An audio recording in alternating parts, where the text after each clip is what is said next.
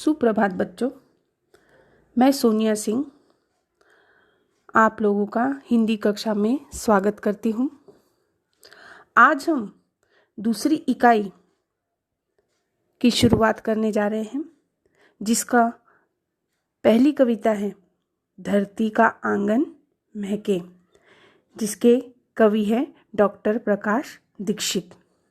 धरती का आंगन महके, जैसे नाम से ही प्रतीत होता है कि यह जो कविता है डॉक्टर प्रकाश दीक्षित द्वारा लिखित, इसमें धरती का आंगन अलग अलग विभिन्न प्रकार की चीज़ों से महकना चाहिए। अर्थात हमारे जो धरती का आंगन है वह हमारे कर्म ज्ञान से, विज्ञान से जो हम प्रगति कर रहे हैं, उससे हमारे धरती का आंगन महकना चाहिए।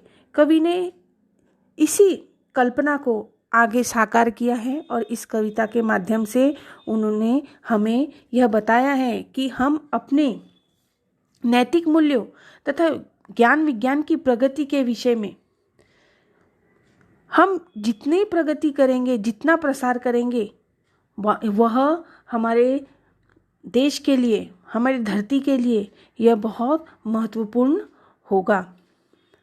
मानव कितनी भी प्रगति कर ले, चाहे वो विज्ञान में प्रगति करे, चाहे वो अपने मूल्यों में प्रगति करे, परंतु इस कविता के माध्यम से कवि यह भी कहना चाहते हैं कि मानव ने इतनी प्रगति कर ली है, परंतु उसको अपनी प्रगति विध्वंसकारी, मतलब कि किसी दूसरों को बर्बाद करने के लिए उसमें हमें खर्च नहीं करना चाहिए और हमें हमेशा दूसरों की ओर स्नेह से, सदाचार से और मानवता के दृष्टि से उन्हें देखना चाहिए कि अगर किसी भी व्यक्ति में मानवता है, स्नेह है, प्यार है, तो वह किसी भी व्यक्ति को अपना बना सकता है। तो आइए देखते हैं धरती का आंगन महके। परिचय देख लेते हैं। कवि का जन्म 1929 इटावा उत्तर प्रदेश में हुआ। उनकी जो मृत्यु 2012 में हुई। आजीवन अध्यापक रहे डॉक्टर दीक्षित जी। अर्चना, मणिप्रभा, ज्ञानार्जन आदि पत्रिकाओं के संपादक रहे हैं। डॉक्टर दीक्षित जी यह आजीवन अध्यापक के रूप में, अध्यापक मतलब कि टीचर के रूप में उन्होंने कार्य किया है। अर्चना नाम की, मणिप्रभा, ज्ञानार्जन आदि पत्रिकाओं का वह उन्होंने संपादन किया है। अमर उजाला समाचार पत्र में पत्रकारिता भी की है। अमर उजाला नाम का जो एक पेपर आता है, उसके भी उन्होंने बहुत सारे लेख लिखे हैं। आपकी रचनाएं विविध पत्र पत्रिकाओं की शोभा बढ़ाती रही हैं। प्रमुख कृतियाँ अर्चनांजलि, मंगलपथ, दोहावली, राष्ट्रीय स्वर आदि। अब इस कविता में कवि क्या कहना चाहते हैं? प्रस्तुत नई कविता में कविवर डॉक्टर दीक्षित जी ने कर्म, ज्ञान एवं विज्ञान की महत्ता स्थापित की है। आपका कहना है कि हम ज्ञान विज्ञान के बल पर भले ही आसमान को नाप ले, परंतु विनाशक शस्त्रास्त्र से मानवता को बचाना भी आवश्यक है। यह तभी संभव होगा जब संसार में सदाचार, स्नेह बढ़ेगा। अब इस कविता के माध्यम से कवि यही कहना चाहते हैं कि अगर हम कर्म में, हमारे ज्ञान में और विज्ञान के महत्व इतना यहाँ आज जीवन में स्थापित हो चुका है कि मनुष्य ने इतनी प्रगति कर ली है कि वह कुछ भी हासिल कर सकता है, परंतु इस प्रगति का हमें दुरुपयोग नहीं करना चाहिए, उसका गलत इस्तेमाल नहीं करना चाहिए। उसके गलत इस्तेमाल से भी हमें मानवता को बचाना है और मनुष्य में हमेशा सदाचार और स्नेह बढ़ता रहना चाहिए। तो चलिए देखते हैं कविता की पहली पंक्ति। धरती का आंगन महके, कर्म ज्ञान विज्ञान से, ऐसी सरिता करो प्रवाहित, खिले खेत सब धान से। प्रस्तुत पंक्ति में कर्म ज्ञान और विज्ञान, यह जो हमारी जो प्रगति हो रही है, हमारा जो कार्य है, उससे संबंधित है। सरिता का अर्थ होता है नदी, प्रवाहित का होता है बहाना। तो प्रस्तुत पंक्ति में कवि कहते हैं कि हमारे जो संपूर्ण पृथ्वी का जो आंगन है, पूरे धरती का जो आंगन है, वह हमारे कर्म ज्ञान से और विज्ञान से महकना चाहिए। अर्थात विज्ञान में जो होने वाली प्रगति है उससे हमारी पूरी धरा जो है धरती, यह महकनी चाहिए। हमें ऐसी सरिता प्रवाहित करनी चाहिए, मतलब कि हमें ऐसी नदी प्रवाहित करनी चाहिए, हमें ऐसी नदी का रुख इस प्रकार से खेतों की तरफ मोड़ देना चाहिए कि हमारे जो अनाज है वह भरपूर लहरा सके, हमारे खेतों में अनाज भरपूर उसका उपज हो सके। तो कवि यहाँ पे यही कहते हैं कि हमें अपने जो धरती का आंगन है वह कर्म ज्ञान से, ने हमारे कर्मों से और हमारे ज्ञान से और हमारे विज्ञान से, विज्ञान की प्रगति से और उसके लाभ से हमें महकाना चाहिए। और इस प्रकार हम अपने विज्ञान की प्रगति कर ले कि हम ऐसा कुछ करें कि हमारे जितनी भी नदियों का जो रुख है, जो उसका मोड़ है, उसकी जो धारा है, वह हम पूरी खेतों की ओर कर दे। जिस प्रकार हम जब खेतों की ओर उस नदी का प्रवाहित करेंगे तो चारों तरफ आपको खेत में पानी ही पानी दिखाई देगा, जिससे हमारे खेत में अनाज की जो पैदावार है, उपज है, वह भरपूर होगी और चारों तरफ हरियाली ही हरियाली दिखाई देगी। आगे, अभिलाषाएं नित मुस्काएं, आशाओं की छाह में, पैरों की गति बंधी हो विश्वासों की राहों में। कवि कहते हैं कि अभिलाषाएं, अभिलाषा का अर्थ होता है इच्छाएं। कवि कहते हैं कि हमारे जो मनुष्य के भीतर अनेक इच्छाएं होती है, वह इच्छाएं हमेशा उसके भीतर मुस्कुराती रहनी चाहिए और इस जो वो अपनी इच्छाओं को पूर्ण करने के लिए हमेशा उसके मन में एक आशाओं का सहारा होता है। हम देखिए, कुछ भी हम सोचते हैं पर हम उसके लिए एक होप रखते हैं, एक आशा रखते हैं कि हाँ शायद यह हमारा कार्य पूरा हो जाएगा। हम सपने देखते हैं उस सपने को पूरा करने के लिए। तो यहाँ पर कवि वही कह रहे हैं कि हमारे भीतर जितनी भी अभिलाषाएं हैं, हमारी जितनी भी इच्छाएं हैं, वो हमेशा हमारे भीतर मुस्कुराती रहे और इस प्रकार से मुस्कुराती रहे कि शायद आगे चल के वह पूरी हो जाए। यानी कवि यहाँ पे यही कह रहे हैं कि हमारे भीतर की जो इच्छाएं वो हमेशा मुस्कुराए, आशाओं की छाव में। इस आशा से हमारे भीतर की इच्छाएं मुस्कुराती रहनी चाहिए कि वह एक ना एक दिन पूरी होगी। पैरों की गति बंधी हुई हो विश्वासों की राह में। कवि कहते हैं कि हमारी जो भी प्रगति हो रही है, हमारे जो पैरों की जो गति है, वो हमेशा विश्वास से बंधी हुई रहनी चाहिए कि जो हमारी राह है वो हमेशा विश्वास पर टिकी रहनी चाहिए कि हम जो भी सोच रहे हैं, हमारी जो भी इच्छाएं, हमारे जो भी सपने हैं, वह एक ना एक दिन पूरे होंगे ही। इस विश्वास से हमें अपना जीवन जीना चाहिए। आगे देखते हैं, शिल्प कला कुमुदों की माला वक्षस्थल का हार हो, फूल फलों से हरी भरी इस धरती का श्रृंगार हो। शिल्प कला का अर्थ होता है हस्त कौशल्य, हाथों से बनाए गए अलग अलग प्रकार के चीजें। कुमुद मतलब कमल होता है, वक्षस्थल छाती, और यहाँ पर हमको वक्षस्थल का मतलब लेना है गला।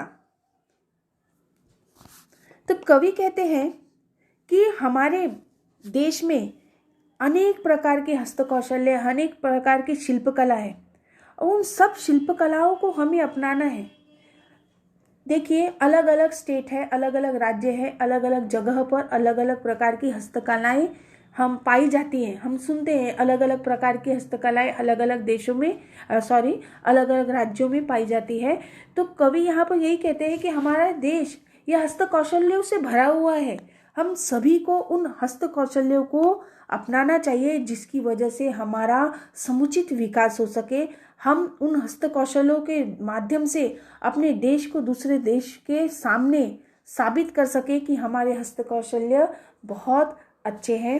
और जिस प्रकार यानी वह हस्तकौशल्य एक कमल के फूल के हार की तरह हमारे गले में सुशोभित हो, अर्थात हमारे जो हस्तकौशल्य है, हमारे जो शिल्पकला है, वह हमारे देश के गले का हार बने, हमारे देश की उससे पहचान हो सके और हमारा देश इन शिल्पकलाओं को अपनाए और इस प्रकार से हमारा देश लगना चाहिए जिस प्रकार से कि चारों तरफ फूल और फलों से हरी भरी धरती ने श्रृंगार किया है। हमारा देश फूलों और फलों से हमेशा सजा हुआ रहना चाहिए। मानो ऐसा लगना चाहिए कि हमारा जो धरती है वो हमारी धरती उन्होंने फूलों और फलों से श्रृंगार की है।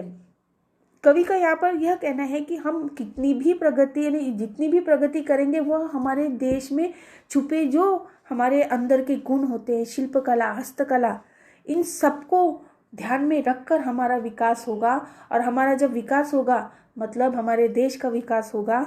और आगे कवि यह कहते हैं कि हमारे देश में इतनी प्रगति कर ले कि चारों तरफ जहाँ पर भी नजर जाए वहाँ पर चारों तरफ फल और फूलों से हमारी धरती सजी हुई दिखनी चाहिए। आगे, चंद्रलोक या मंगल ग्रह पर चढ़े किसी भी यान से किंतु ना हो संबंध विनाशक अस्त्रों का इंसान से। यान मतलब जहाज होता है, विनाशक मतलब कि किसी को विनाश करने वाला। तो कवि यहाँ पे कहते हैं कि विज्ञान की निरंतर प्रगति होती जा रही है। आज मनुष्य ने इतनी प्रगति कर ली है कि वह चंद्रलोक पर पहुंच गया है, वह मंगल ग्रह पर पहुंच गया है। बहुत प्रगति उन्होंने कर ली है और सफलतापूर्वक वह प्रगति उनके कदम भी चूम रही है। परंतु मनुष्य ने जो इतनी प्रगति कर ली है कि वो चंद्रयान के द्वारा चंद्र पर पहुंच गया है, मंगल ग्रह पर पहुंच गया है, परंतु इस प्रगति का उसे दुरुपयोग नहीं करना चाहिए। वह किसी भी प्रकार का ऐसा विनाशक अस्त्र उसे नहीं बनाना चाहिए कि जिसकी वजह से इंसान को किसी का नुकसान कर सके वह।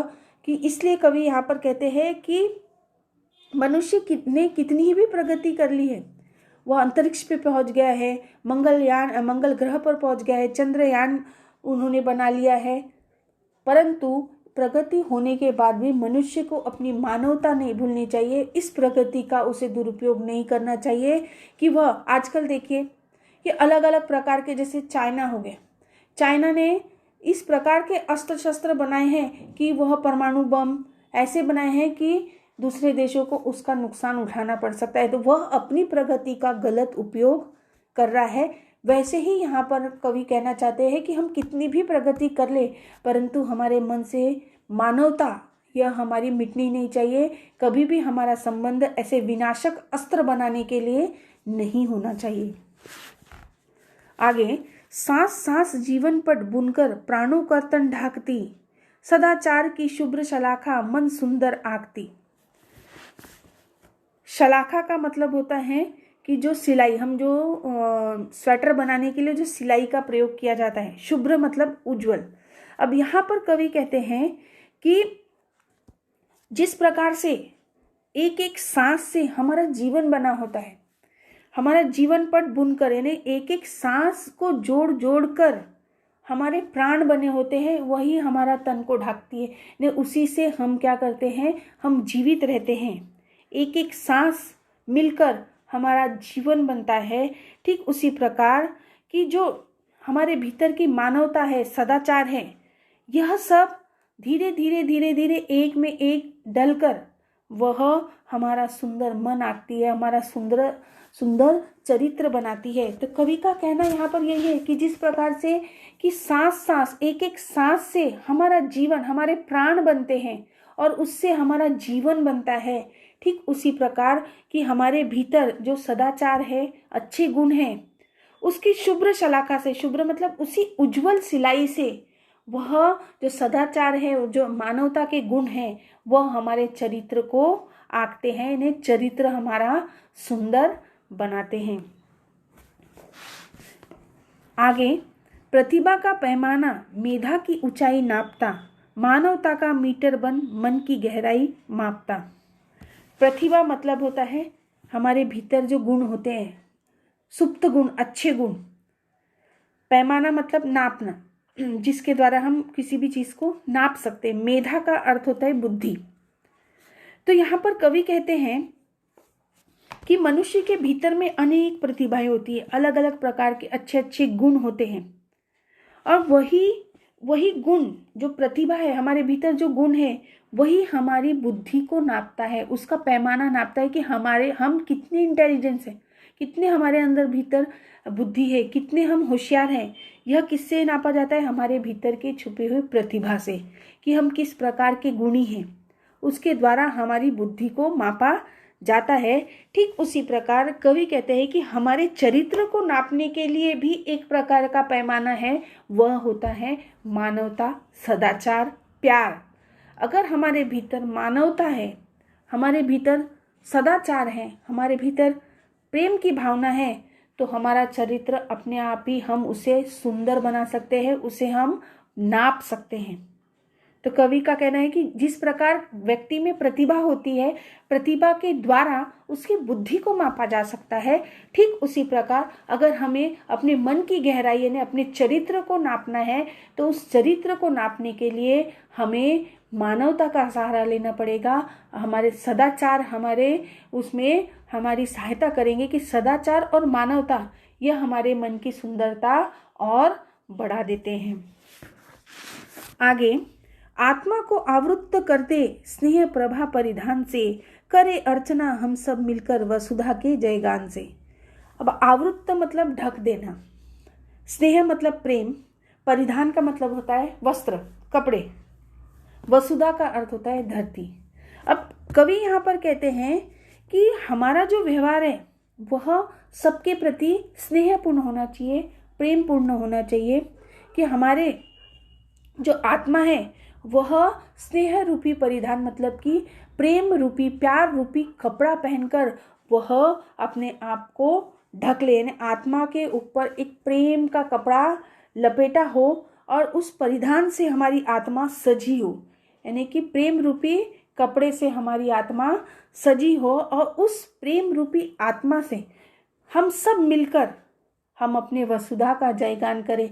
वसुधा मतलब कि हम अपनी धरती की पूजा करें, उसकी जय जयकार करें। किसके द्वारा?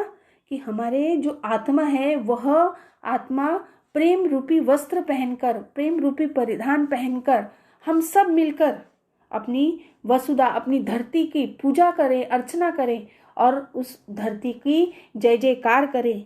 इस प्रकार हमारा जीवन सफल होगा। तो कवि का कहना यही है कि हमारे जो सबके प्रति हमारा जो व्यवहार है वो हमेशा स्नेहपूर्ण होना चाहिए।